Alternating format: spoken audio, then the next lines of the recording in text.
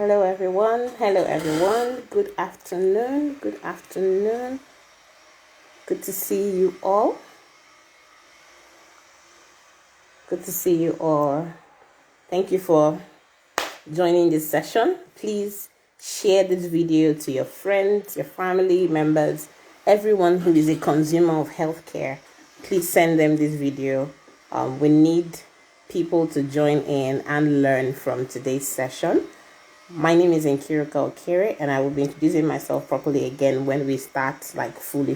But please, for the next 1 minute we have, please go ahead, invite your friends, invite everyone who is a consumer of healthcare to come on and learn. Let's talk.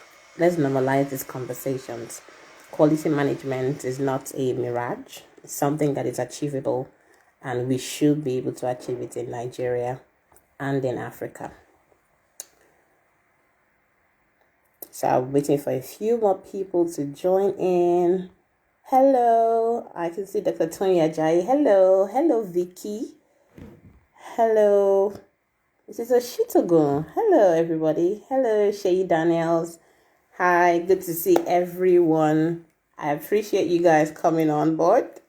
Thank you so much. The reason why we decided to have this conversation on Instagram and not just on Zoom is because we need to normalize the conversation about quality management in healthcare. And it concerns you, it concerns myself, it concerns everyone who is a consumer of healthcare. So please don't think that you're not a part of this conversation. You are a part of this conversation. I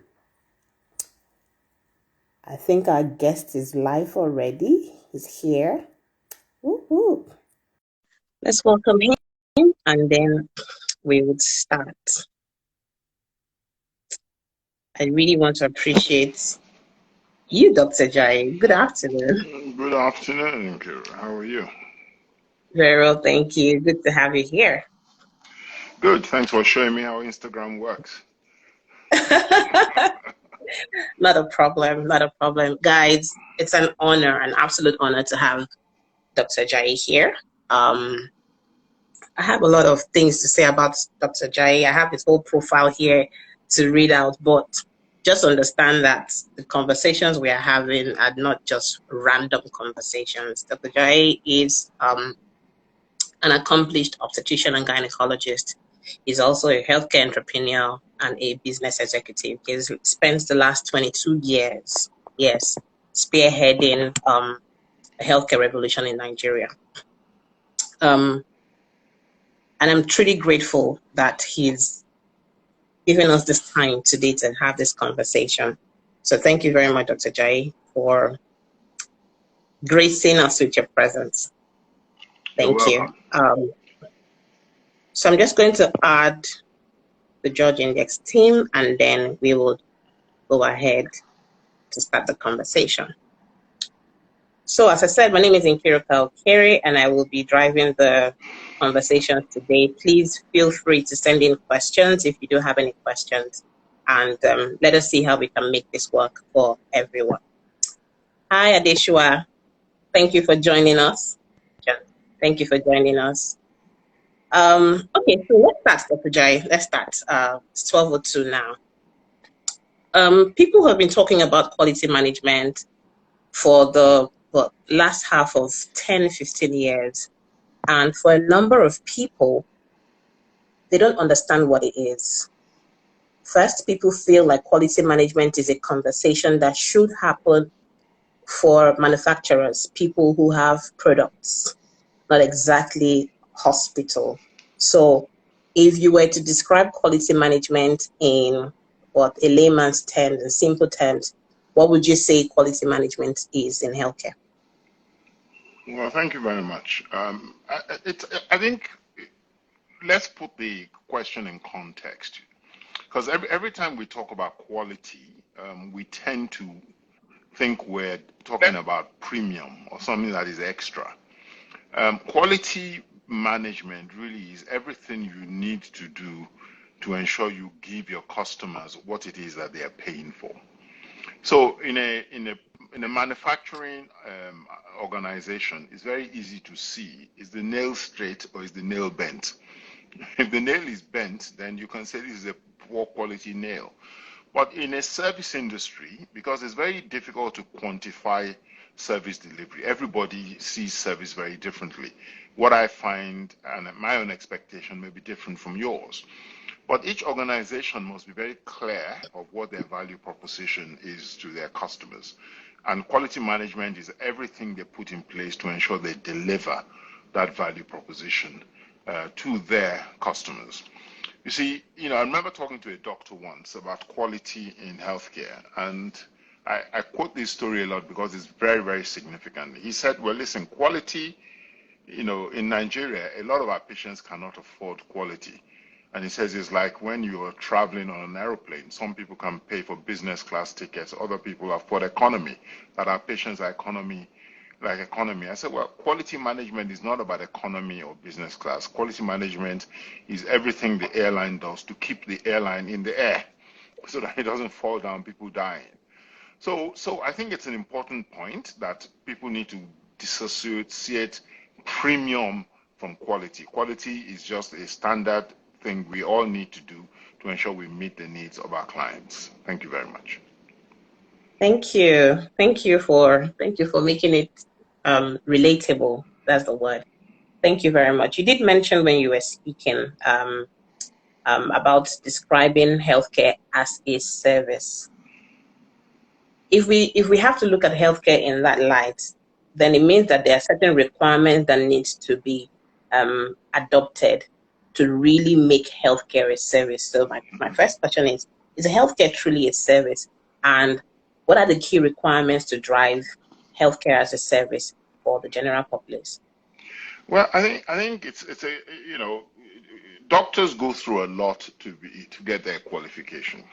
So if you take the average specialist, let's take gynecology, my specialty. The average person going through a training for gynecology, after you've spent 6 years qualifying as a medical doctor, 5 years plus 1 year house jobs and 1 year extra year in Nigeria, that's 7 years. You now need to go through your residency program, which can be up to 5 years. Now, by the time you've served for 12 years and you get a qualification, you've earned that qualification. And in most doctors' heads, they're not serving anybody. They're here to give to the people, and so there is a very sort of paternalistic perspective that doctors imbibe. People call it the God complex, and therefore it makes it difficult for doctors to believe that they're actually serving, especially if you're a doctor working in a government hospital where you have so many patients there waiting to be seen. They've been waiting there. They're being patient. I mean, they call them patients because they sit down for a long time waiting to be seen patiently. And so doctors tend to have this complex. But the truth about it is that patients are being served. They've come because they have a need. And we as the medical professionals need to do everything in our position to meet those needs. Now, like I said earlier, we all have different perspectives in terms of our expectations. So it's very difficult to define what the service indices are in any healthcare organization. But Nigeria, the Consumer Protection Council in Nigeria has made it very easy for us because we have a Bill of Patient Rights. The Bill of Patient Rights codifies in clarity what it is that our patients expect from us. Now, that's the minimum standard, and all we as professionals need to do is use that document as our guide, because having a Bill of Patients Rights means that these rights are written into law, and there's a possibility that if we as professionals are not meeting the requirements as defined by those rights, then there is a risk of litigation. So I think it's actually a lot clearer, and I think I was very excited when that Bill of Patient Rights was released, because it excited me, because the hope was that it will focus all our attentions on being able to deliver to the patient. So the days of seeing patients as hostages of the system should be over. But the journey has started, and the journey of 1,000 steps begins with the first. So we have the Bill of Patient Rights. There's increasing awareness of the importance of this issue in the medical profession. So I think we're going in the right direction. Okay. Thank you. Thank you so much. So what would you say is the goal of quality management in healthcare? Well, let me talk about, to answer your question, I like to put these questions in context of, there's a concept called quality control, and there's a concept called quality assurance. Quality control are the things you do to ensure that once you have made a mistake, like in the manufacturing, if you're making nails, by the time you finish your nails, all you need to do is ship a box of good quality nails out. So somebody called quality control looks at the nails and say, okay, 100 nails in here, 3 of them are bent. They remove the bent ones and put 3 straight ones. So the box that goes out is, you got 100 straight nails. Quality assurance means you don't get any bent nails at all. Now, quality assurance is what we do in healthcare because we cannot risk making mistakes.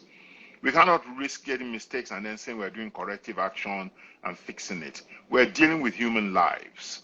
So we must do assurance, which means before we start, if you're a medical professional, you need to be trained, and your certificate is not enough. Somebody needs to test your proficiency. They need to, and they test your proficiency. They need to be sure that you're competent. Then you need to do continuous improvement to show that you continually improve. We must be able to look at all the resources that we deploy, ensure that all our equipment meet the standards. The nurses that are working are also trained. There's power, and quality assurance is all these systems put together to ensure we deliver. So quality management in healthcare are the quality assurance systems we put in place to ensure we don't get any broken nails. All the nails that end in that box must be straight, as all the patients that come through our system must be, number 1, satisfied, number 2, safe. Our treatment must be effective, we must be responsive to them, and we must be caring. That's what I think quality management is. Thank you so much. Thank you so much. You mentioned something in your last conversation in terms of the goal of quality management. I just wanted to pick on that a bit. When hospitals or healthcare organizations hear quality management, what they are hearing is cost. When patients hear quality management, excuse me, what they hear is a higher premium or cost. Is quality synonymous with reduction of cost for the hospital or the healthcare providers and the patient? Or does quality really mean you need to spend the money to not spend the money, if you get what I mean? In your terms, does quality really drive reduction in costs for healthcare organizations? Well, we must see quality management as an investment because, let's leave healthcare organization. Let's go and buy gala on the road. If your gala has no meat in it, why would you buy it? If your And it's not hospital, gala anymore. it's not gala anymore. If everybody who comes in to have an appendix in your hospital gets an infection, or anybody who comes to deliver a baby gets an infection, then nobody is going to come. So quality management means that everybody who has an appendix removed in the operation is removed safely. They have a beautiful scar. They don't have any complications. They will tell their friends and they will come back. So we need to dissociate quality from premium. And that was the first point I made, because that confusion is there. Because, in our own common lexicon in Nigeria, when we say something is quality, it means it's expensive. And so we're all stuck in that mindset. And sometimes I think we should perhaps even throw the term quality management away and look for, service management or something that really allows everybody to understand that we're not talking about something that is an additional layer on what we do. We're talking about what we do and everything we put in place to get what we do right, as opposed to,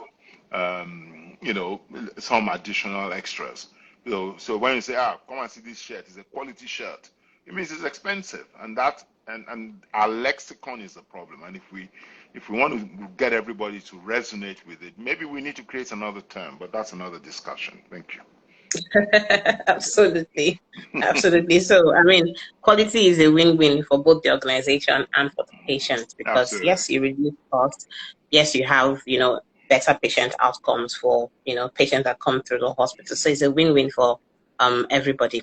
Let's quickly speak about the principles of quality management. And I know that there are quite a number of them, but I'll try and, pick each of them so we can I, discuss. I don't think we should go there. That's too technical. Okay. Okay. So let's start with the conversation about leadership in quality, in delivering quality. Hmm. I know that they always say everything rises and falls with leadership. What role does the management, now I don't like using the word management because people just feel management are those people that are just there making all the decisions.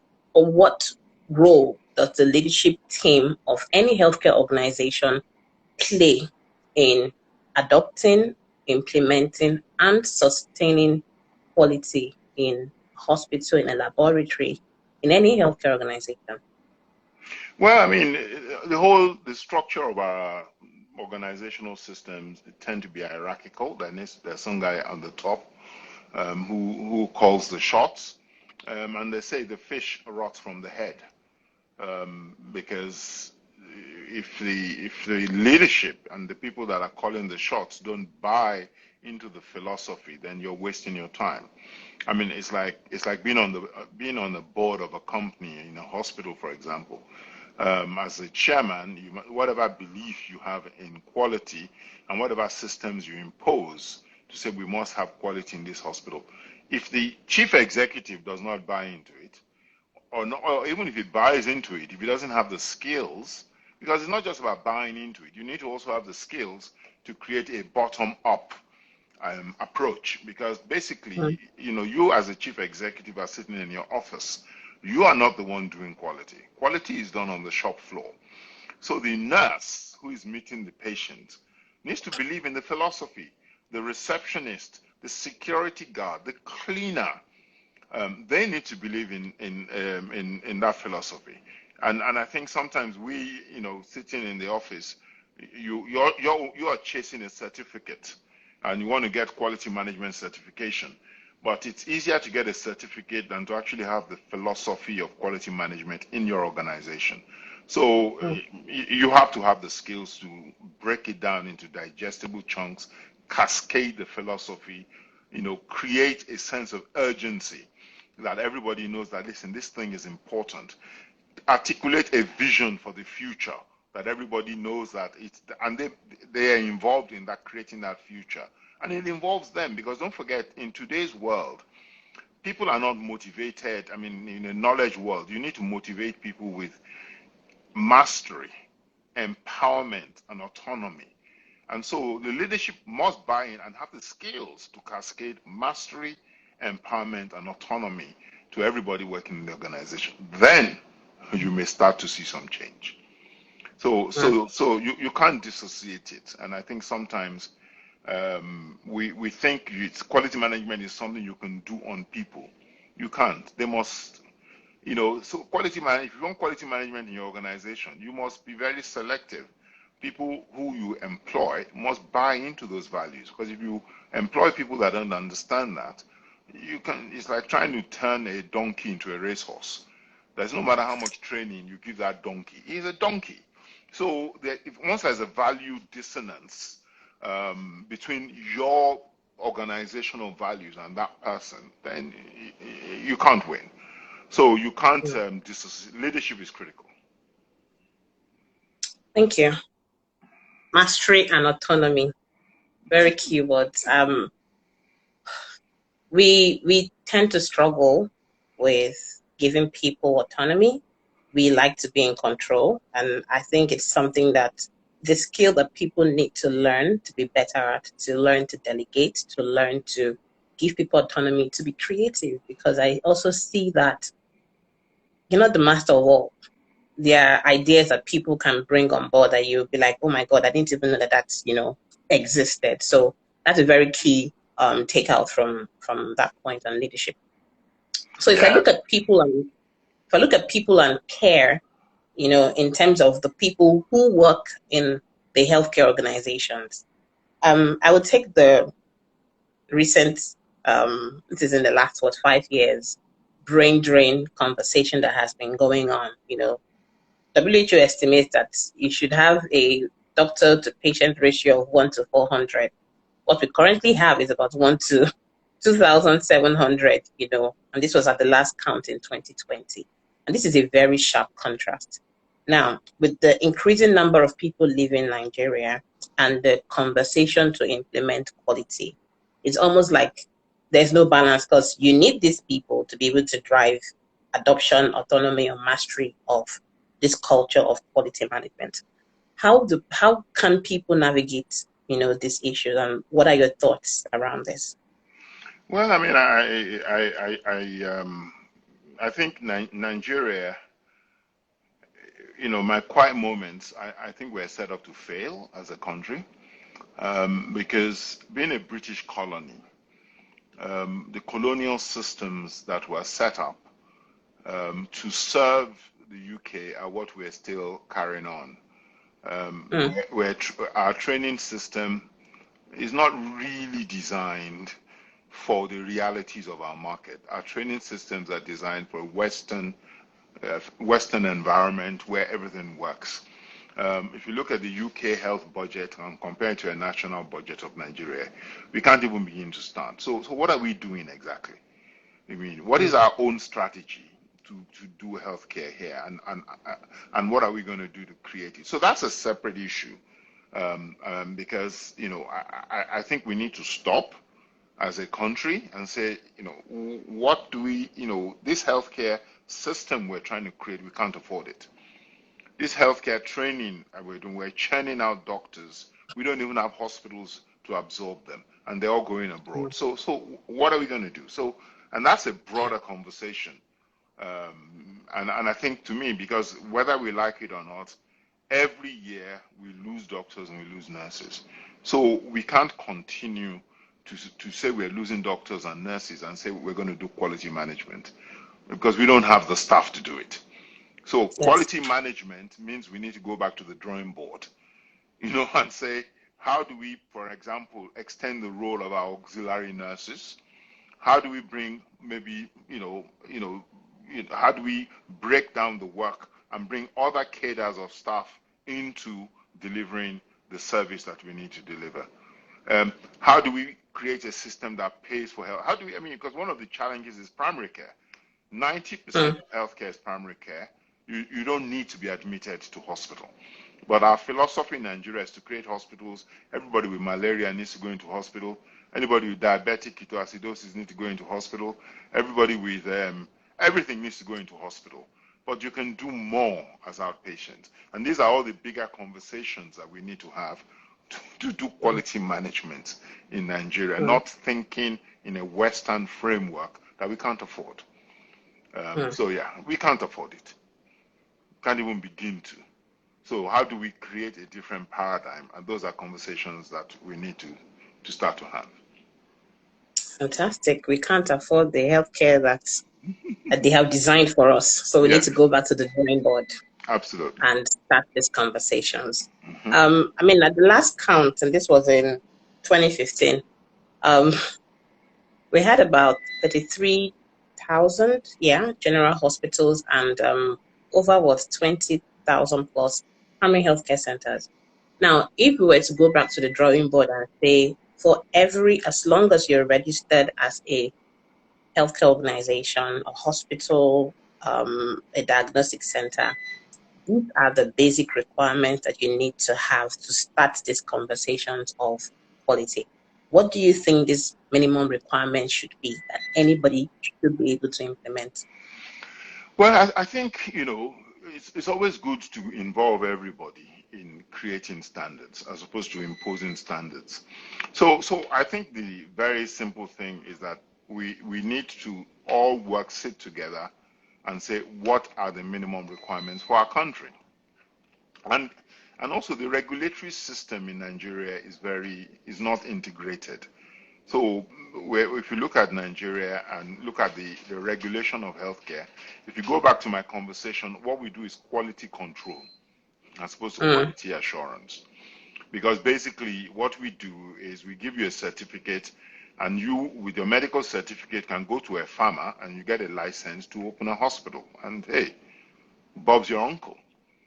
But in the real world, you need to zone them. And the pharmacists are quite good at this. You know, in a geographical area, how many hospitals do you need? And once you've given a license to somebody who meets the requirements of those hospitals,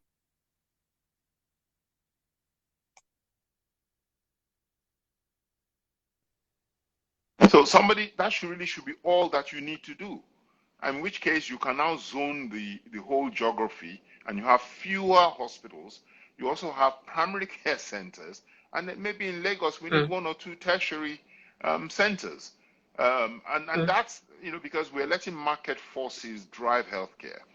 Market forces cannot drive healthcare because healthcare is too complicated. We don't have this information is secretary. So the government needs to come in and create a stronger regulatory framework that very clear. If you don't meet these requirements, you cannot be called a primary care center. If you don't meet these requirements, you cannot be called a hospital. And then every year we will come and inspect you to ensure that you are not falling short of the standards that we have defined. All of that does not exist at the moment. And the sooner they do, the better we can start to move ourselves forward. Oh, fantastic. As you kept on speaking, it's almost like you are unearthing a lot more conversations that needs to be had, a lot more stakeholder engagement that needs to be had. And I'm hoping that these conversations can open us up into platforms where we can have these conversations and actually reach an action point where, yes, we've discussed it, yes, we've agreed this is what we want to do. Then we are sitting down and we are saying, yes, this is what we want to do. This is the timeline to implement on it, and this is how we can, achieve it. Thank you so much for all the questions that you have answered so far. I still have a couple more before we go. But I just want to ask anybody in the house, do you have any questions that you like Dr. Ajayi to respond to? Please send them across, and then we can take them before we go off. I tried to make this session very brief and straight to the point. So please, if you do have any questions, please send it over so we can discuss. Okay. So it's common to hear conversations around quality where people say, oh, quality is not an accident. Quality is not an accident. What does that mean? Can you simplify that statement for us? Well, I mean, quality is not an accident. It means that people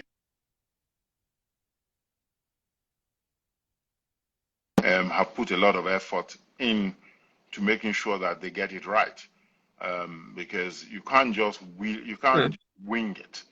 So basically, let's say you want to set up a hospital. It's beyond you just employing nurses and say, okay, you're a nurse, okay.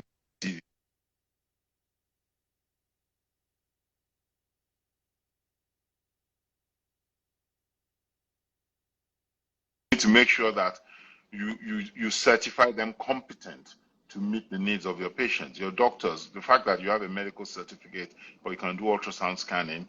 I mean, I have a story of a doctor who was an expert in ultrasound scanning and actually was employed with us because they were doing ultrasound scans out there in the community, and we needed someone to do scans at the Bridge Clinic then. So I employed this doctor. But a nurse came and whispered in my ear. There was a day that we're doing before you trigger patients for egg collection, you do ultrasound scans to see how they've responded. So this doctor had 15 patients to assess and counseled 10 of them and said that they had not responded. The nurse whispered in my ear that, Dr. Ajayi, you better repeat those scans. I repeated them. Every single one of them had responded. And this doctor had counseled them because she clearly did not find the ovaries. So it was our fault. So since then, it's not just a question of saying you have a certificate. We must check you. Somebody must sit with you do things you're doing.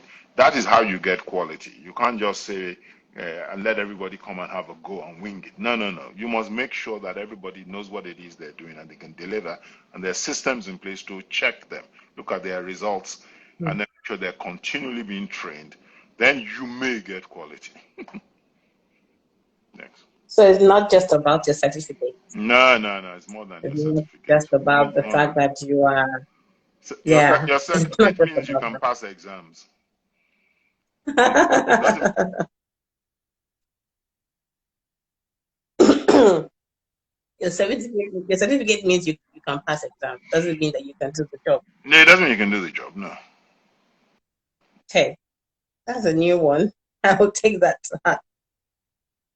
Wow. Is providing a service, and you need to have service orientation. You can be a fantastic Mm, surgeon in that in the operating theater you can remove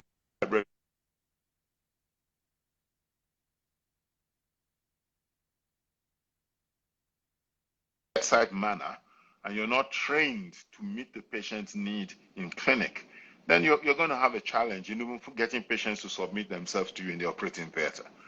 So there's an mm, additional layer of training, customer service awareness that that needs to be layered onto training of medical professionals to ensure we can meet the needs of our patients. mm. Absolutely. Absolutely. Thank you very much for that. I think my last question before we run off. Um, you mentioned the demigod factor that we see at play a lot of times with some of our medical professionals. And if I weigh that vis-a-vis demand-oriented care, and this is really care that is not reliant only on the analysis and expertise of the doctor, I always see healthcare as a team effort. How do we break away as a people from this unilateral conversation of decision-making treatment to where it becomes a team focus or a team approach that will yield better outcomes for the patient? Well, I think it's an obvious requirement. I think there's a philosophy that your ego is your enemy, it's not your friend. And I think to be effective as a medical doctor, your team needs to buy into you. I mean, when I remember my own experience as a clinician, it was very obvious to me that you can't do everything by yourself. So I think it should be obvious to any doctor that you need a team of people to support you. So yeah, I mean, I understand that some doctors are stuck in this paradigm, but when you wake up is your morning. That's not a lot Yeah. we can do. I think someone said you can't carry somebody who's not holding their hands up. So if they're blind and they don't realize this, we have to keep the conversation going. I mean, effectiveness comes from a team approach in healthcare, and that team approach Mm, is what delivers to the patient because you cannot be all the time. mm, absolutely. Thank you so much, Dr. Jai. Thank you so much. I tried to keep this at 30 minutes so that is good use of time for everyone, especially because it's an Instagram live session, so we don't have it too loaded and all. Do you have any last words for us before you go? Well, just to say this is a good initiative. Keep up the good work. I'm glad that I came, and I think I don't know how many people joined, but the important thing is to at least start the show and let people know that this is on and people can learn about the importance of meeting the needs of our patients. I'm not going to use the term quality management. Meeting the needs of our patients, which is really Yeah. what it's all about. Thank you very much for inviting me. I enjoyed myself. Thank you so much. Thank you so much. Thank you. Look forward to having you maybe when we have a conference or a bigger platform soon. So how do I get out of here? Let me see. I think you just need to end from your end. Okay. Thank you very much. Have a good day. Bye bye. You're welcome. All right then. Wow. Amazing, amazing stuff. Thank you. Thank you so much, to Dr. Jai. Yeah, Dr. Tony, I totally agree with you. Soft skill um, training is lacking. It is a key. Like Dr. Jai said you can be a fantastic surgeon, but you don't have bedside manners for your patients. it affects every other thing that you do. Um, I think for us, it's again to continue these conversations around the need for this service requirements to be met for patients, irrespective of their class or where you find them, and also see how we can delve down to schools, medical schools, and see how we can now inculcate service trainings into their medical training, because it really does start from the training. And if we don't fix the issue from there, it will be really hard after they are trained to get this, service requirements embedded in them. So thank you so much for everyone that joined in. I truly appreciate everyone coming in and having this conversation with us. We would have this IG sessions monthly, so please look out for next month's conversation. We'll be having another fantastic person or guest here with us. All the details will be shared on the Judge Index platform. So please follow Judge Index, and then all the announcements you will get from them. Until we see you again, thank you for joining and have a fantastic weekend. Bye bye now.